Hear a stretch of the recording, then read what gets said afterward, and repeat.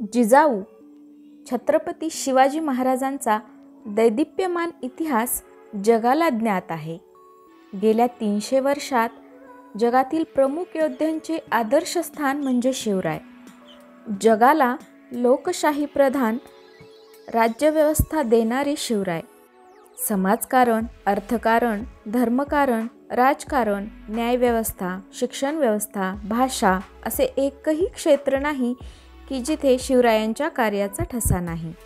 मध्ययुगीन कालखंडातील जागतिक इतिहासातील सर्वगुण संपन्न एकमेव व्यक्ती म्हणजे छत्रपती शिवाजी महाराज होय.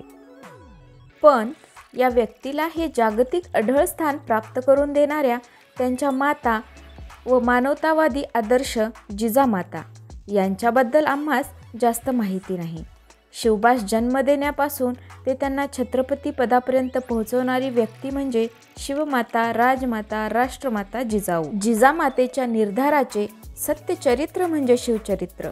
शिवबा अफझलखानाच्या भेटप्रसंगी तुम्ही कामी आलात तर भीती बाळगू नका. तुमच्या पाठीमागे मी बाळ शंभूस छत्रपती बनवून स्वराज्याची निर्मिती करीन, हा निर्धार मेंदूत सतत जागृत ठेवणारी जिजाऊ. शिवरायांच्या आयुष्यातील 50 वर्षांपैकी 45 वर्ष त्यांच्यावर मायेची नजर ठेवणारी राजमाता म्हणजे जिजाऊ. अशा या राष्ट्रमाता जिजामातांचा जन्म दिनांक 12 जानेवारी 1598 रोजी सकाळी 6 वाजता सिंदखेड राजा, जिल्हा बुलढाणा येथे झाला. त्यांच्या आईचे नाव म्हाळसा राणी तर वडिलांचे नाव लखोजीराजे जाधव होते. लखोजीराजे सिंदखेड राजाचे जहागीरदार होते. ते यादव कुळातील होते. जिजाऊंना मोठे 4 भाऊ होते. त्यांची नावे दत्तोजी, अचलोजी, राघोजी व बहादूरजी होते. जिजाऊंना सर्वच प्राथमिक शिक्षण, युद्ध शिक्षण, राजनीती, भाषा, अनेक खेळ लहानपणीच शिकविले होते. त्यांना मराठी, पारशी, संस्कृत, कन्नड, तेलुगू, उर्दू, हिंदी अशा अनेक भाषा अवगत होत्या. सर्व शिक्षण आईनेच दिले होते. त्यांचा विवाह सन 1610 मध्ये वेरूळ येथे शहाजीराजे भोसले यांच्यासोबत थाटात संपन्न झाला. शहाजीराजे हे मालोजीराजे व उमाबाई यांचे शूर पुत्र होते. त्यांचा जन्म दिनांक 18 मार्च 1594 रोजी नगर येथे झाला. भोसले, जाधव, निंबाळकर, महाडिक, सुर्वे, शिर्के हे अनेक पिढ्यांपासून नातेवाईक होते. सर्वच घराणे लढवय्ये होते. परंतु देवगिरी व विजयनगरचे मराठा राज्य बुडाल्यामुळे सर्वच थोर मराठे सोयीनुसार निजामशाही, आदिलशाही, कुतुबशाही, मुघलशाही यांच्याकडे सरदार, जहागीरदार म्हणून सेवेत होते. त्याचवेळी स्वराज्याचा विचार त्यांच्या मनात यायचा. त्यावर चर्चा व्हायची. बादशहाचा त्यांच्यावर संशय असायचा. या संशयातून विजापूरमध्ये सन 1632 मध्ये खंडागळे यांचे हत्ती उधळण्याचे बनावट प्रकरण घडले. त्यात जिजाऊंचे सख्खे मोठे भाऊ दत्ताजीराव जाधव जिजाऊंच्या चुलत दिरांच्या संभाजीराजे भोसले यांच्या हातून मारले गेले. त्यातून लखोजीराजे जाधवांनी रागाच्या भरातच संभाजीराजेंवर वार केले. त्यात संभाजीराजे भोसले मारले गेले. शहाजीराजे यांच्यावरही तलवारीचा घाव बसला, पण ते वाचले. परकीय सत्तेसाठी मराठ्यांचे जिजाऊंच्याच माहेर सासरचे रक्त असे सांडत होते. स्वराज्याची प्रेरणा असलेली जिजाऊ हे सर्व पाहून स्वराज्यासाठी जास्त कृतिशील होत असे.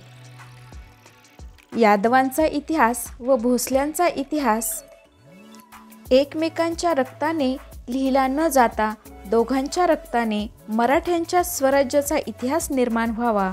रयतेच्या सुखासाठी जाधव भोसले यांचे रक्त कामी यावे. इथे रयतेचे राज्य स्वराज्य स्थापन व्हावे, बळीचे राज्य स्थापन व्हावे, मराठ्यांचे स्वराज्य स्थापन व्हावे. यासाठी जिजाऊ नियोजन करू लागल्या. जिजाऊ शहाजींचा संसार असा स्वराज्य निर्मितीच्याच राजकारणात गुंफला होता. जशी चंपिकेशी खुले फुल जाई, भली शोभली जास जाया जिजाई.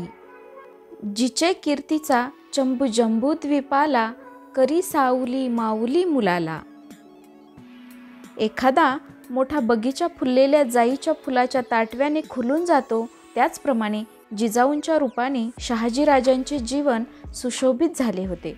असे असले तरी केवळ शहाजीराजांची पत्नी ही जिजाऊंची ओळख नव्हती.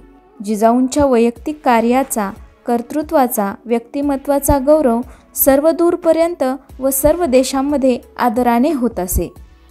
अशा जिजाऊंनी सावली होऊन आपल्या सुपुत्राला सर्वच प्रकारची सोबत शिक्षण दिले. आई होऊन शिवबावर सावलीसुद्धा धरली. जिजाऊंचा जन्म म्हणजे माहेर विदर्भातील सिंदखेड राजा, सासर वेरूळचे मराठवाड्यातील, स्वराज्य व संसाराचा विस्तार सह्याद्री कुशीत पुणे जिल्ह्यात पश्चिम महाराष्ट्रात, तर आयुष्याचा आनंद व देहत्याग पायथ्याशी पाचाडला कोकणात. जिजाऊंचे कार्य व जीवन हा महाराष्ट्राचा साक्षात राजकीय, धार्मिक, सांस्कृतिक ठेवाच आहे. स्वराज्याची प्रेरणा, स्वराज्याच्या निर्माता, दोन छत्रपती घडविणाऱ्या राजमाता जिजाऊंच्या व्यक्तिमत्वाच्या प्रभावापुढे गागाभट्टही थक्क झाले. जिजाऊंचे कार्य अतिशय महान असे आहे. त्या जिजाऊंना विनम्र अभिवादन.